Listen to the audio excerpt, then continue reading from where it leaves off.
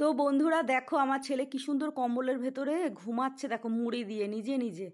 তো যাই হোক, বেশি কাছে যেতে পারছি না, কেননা যেই মোবাইলের ফ্ল্যাশটা ওই দেখো উঠে চলে এসেছে, দেখেছো? মোবাইল জ্বালালেই হয় অমনি লাফ দিয়ে উঠে আসবে।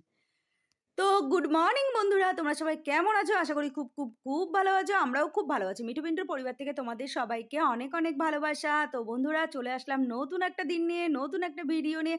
তো দেখো সকাল সকাল এখন বাজে হচ্ছে 11টা 10, আর হানিবেটাকে ছেড়ে দিয়ে হিসু পটি করিয়ে আবার খাঁচা পরিষ্কার করে তাকে ঢুকিয়ে দিয়ে তাই চলে আসলাম রান্নাঘরে। আর এসে দেখো এখানে বেগুন ভাজি, আর পিন্টুদা চলে এসেছে, পিন্টুদাকে খেতে দিয়ে দিয়েছি।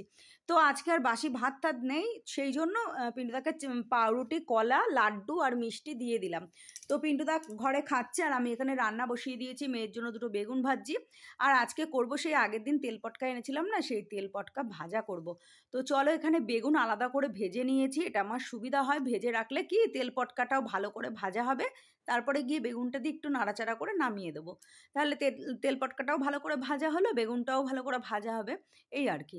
তো চলো বন্ধুরা, হয়ে গেছে তেল পটকা ভাজা, বেগুনটা দিয়ে দিয়েছি, দিয়ে একটু মিষ্টি দিয়ে নাড়ছে। আর তেল পটকাটা না বন্ধুরা দারুণ ছিল, জানো তো। আর এই ঠান্ডার সময় তেল পটকাটাই খেতে হয়, কেননা তেল পটকাটা ভালো পাওয়া যায়, তিতো হয় না, আর ভালো হয় আর কি। গরমের সময় কি বলো তো, তেল পটকাটা না ওই যে পিত্তিটা গলে যায়, তিতো লাগে, তারপরে তোমার মানে গরমে আর কি তেলটা গলে যায়, ভালো লাগে না, গন্ধ হয়ে যায়, এই আর কি। তো যাই হোক বন্ধুরা, চলো দেখো হয়ে গেছে তেল পটকা ভাজা। তো এটা এখন নামিয়ে ফেলবো, আর একটু কিছুটা তেল আমি ফেলে দেবো, কেন অতিরিক্ত তেল উঠে গেছে, এগুলো খাওয়া তো বেশি ভালো না।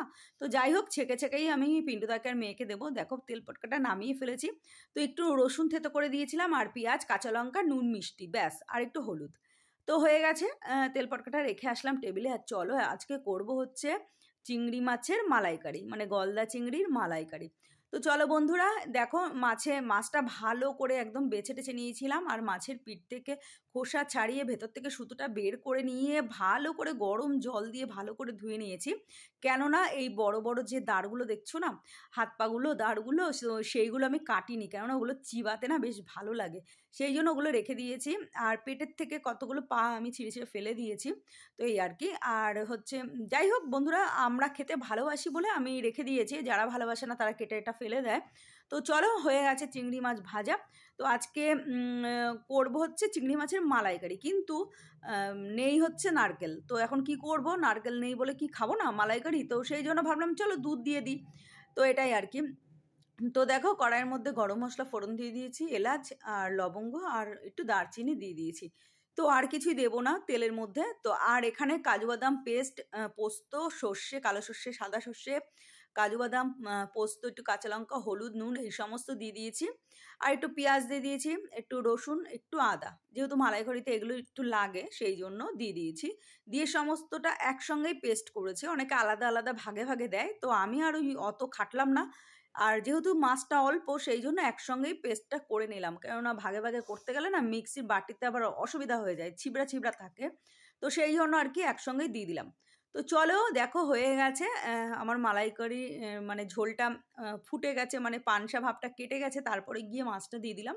তো এখন একটু নাড়াচাড়া করব, করে যেই তেলটা ছেড়ে দেবে তখন গিয়ে আমি নামিয়ে ফেলবো। আর নামানোর আগে ঘি, গরম মশলা দিয়ে দিয়েছি, আর এই যে দেখো কাঁচা লঙ্কা দিয়ে দিয়েছি।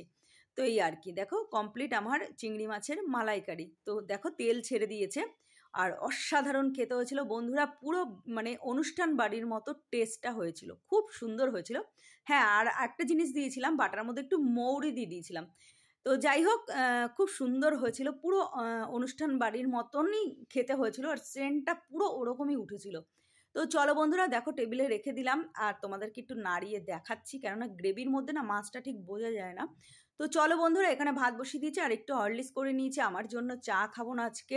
তো চলো, ভাতটা হয়েও গেছে, ভাতটা উপর দিয়ে নিই, আর আমার গ্যাস ট্যাস মোছাও কমপ্লিট। তো গুড ইভিনিং বন্ধুরা, চলে আসলাম সন্ধেবেলা। তো সন্ধেবেলা চা টা খাওয়া হয়ে গেছে আমাদের, আর মেয়ে চলে গিয়েছিল কম্পিউটার সেন্টারে। তো মেয়ের আজকে মেয়ে গেছে সেই 4টের সময়, তো এখন বাজে 7:30। আজকে মেয়ের কম্পিউটার সেন্টারে যে মানে কোর্সটা কমপ্লিট করছিল, তো সেটা কমপ্লিট হয়ে গেছে, মানে কোর্সটা শিখছিল, করছিল, যাই বলো না কেন, তো সেটা আজকে কমপ্লিট হয়ে গেল, 6 মাসের কোর্স। তো সেই জন্য আজকে ছিল লাস্ট পরীক্ষা।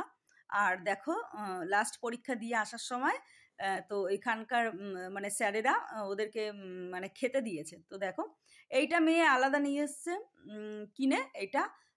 আর হচ্ছে এই প্যাকেটটা, যে প্যাকেটটা খুলিনি সেই প্যাকেটটা ওখান থেকে দিয়েছে। তো টিচার্স ডেরও একটা খাওয়া পাওনা ছিল ওদের, তো ওরা করেছিল সেই খাওয়াটা ওদের মানে তখন দেয়নি, তো সেটাও পাওনা ছিল, একসঙ্গে দিয়ে দিল।